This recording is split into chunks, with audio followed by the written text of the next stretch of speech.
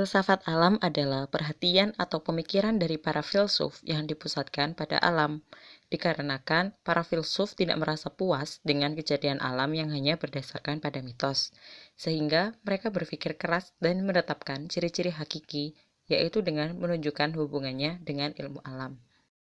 Tokoh-tokoh filsuf alam, yang pertama Thales, yang kedua Anaximandros, yang ketiga Anaximenes, yang keempat Parmenides, yang kelima Heraklitos. Tokoh pertama bernama Thales. Thales berasal dari Miletus, Asia Kecil Yunani kuno sekitar tahun 624 sebelum Masehi dan meninggal sekitar tahun 546 sebelum Masehi. Pada tahun itu, Miletus sebagai jalur perdagangan antara Yunani, Italia, Mesir, dan Asia, sehingga kota Miletus menjadi tempat pertemuan antara negara-negara dan pertukaran latar belakang kebudayaan dan pemikiran. Kota Miletus juga dikenal sebagai pusat intelektualitas. Thales dianggap sebagai bapak filsafat, di mana gelar tersebut diberikan oleh Aristoteles dan disepakati oleh para sejarawan. Pemikiran dari Thales menyatakan bahwa air adalah prinsip dari segala sesuatu. Air menjadi pangkal, pokok, dan dasar dari segala-galanya yang ada di alam semesta. Berkat kekuatan dan daya kreatifnya sendiri dan tanpa ada sebab-sebab di luar dirinya, air mampu tampil dalam segala bentuk, bersifat mantap dan tak terbinasakan. Karena air adalah sumber kehidupan, dan tanpa air, makhluk hidup pasti akan mati. Selain itu, air adalah zat yang dapat berubah-ubah bentuk, padat, cair, dan gas, tanpa menjadi berkurang. Menurut Thales, bahan dasar dari segala sesuatu adalah air. Kabut memberi kehidupan bagi segala sesuatu, bahkan panas itu sendiri berasal dari kelembaban.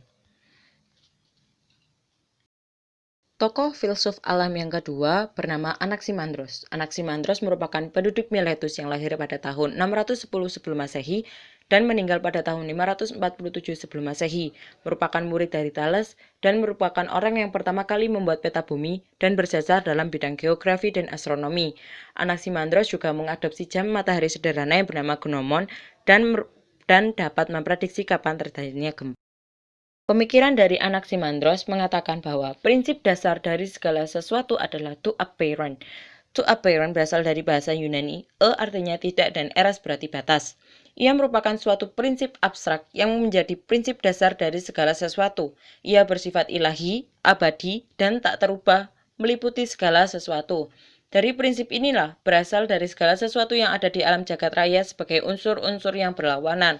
Contohnya, ada panas dan ada dingin, ada yang kering dan ada yang basah, ada malam dan ada yang terang. Selain itu, pada prinsip ini mengatakan bahwa semua yang ada pasti akan kembali. Prinsip dari Anaximandros ini menentang dari pemikiran gurunya yaitu Thales yang berbunyi, bila air merupakan prinsip dasar dari segala sesuatu, maka seharusnya air terdapat di dalam segala sesuatu, dan tidak ada lagi zat yang berlawanan dengannya. Namun kenyataannya, air dan api saling berlawanan sehingga air bukanlah zat yang ada di dalam sesuatu. Tokoh filsuf alam yang ketiga bernama Anaximenes. Beliau lahir tahun 588 sebelum Masehi. Beliau adalah pengikut dari mazhab Miletus. Anaximenes merupakan orang pertama yang mengarang suatu traktat dalam kesusastraan Yunani. Beliau juga berjasa dalam pembuatan peta bumi dan berhasil memimpin sekelompok orang yang membuat kota baru yang bernama Apollonia di Yunani. Pemikiran dari Anaximenes berpendapat bahwa udara sebagai prinsip dasar segala sesuatu. Pemikiran dari Anaximenes lebih cenderung berbicara tentang filsafat alam, yakni apa yang menjadi prinsip dasar segala sesuatu. Ia berpendapat bahwa udara adalah zat yang menyebabkan seluruh benda muncul, telah muncul, atau akan muncul sebagai bentuk lain. Perubahan-perubahan tersebut berproses dengan prinsip pemadatan dan pengenceran. Bila udara bertambah kepadatannya, maka muncullah berturut-turut angin, air, tanah, dan kemudian batu.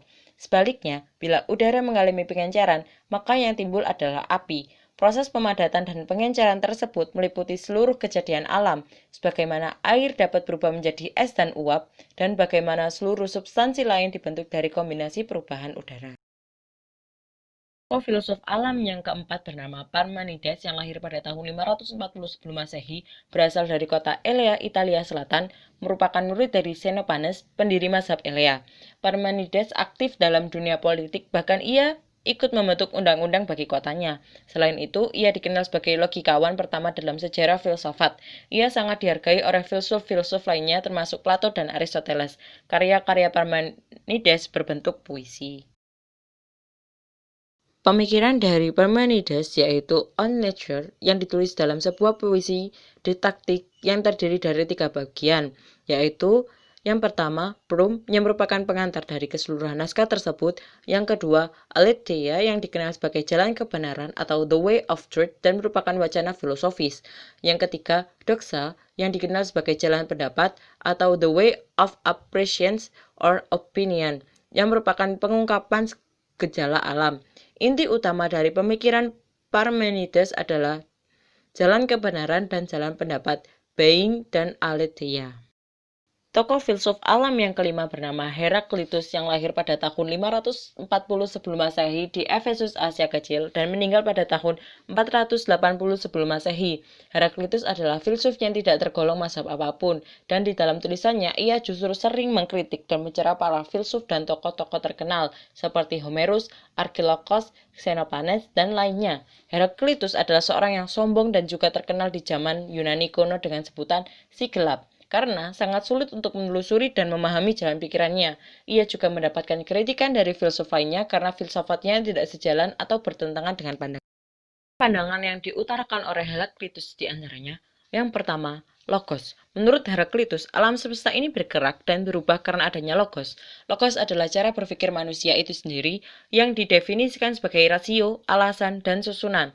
Maka, Logos adalah cara seseorang memandang, menilai, dan berpikir tentang dunia dan alam sekitarnya dengan menggunakan daya pikir mereka sendiri. Yang kedua, yaitu api. Heraklitus berpendapat bahwa kosmos terbentuk dari api. Dari pendapat ini, maka seperti sifatnya bahwa api itu menyala, panas, dan dapat meredup.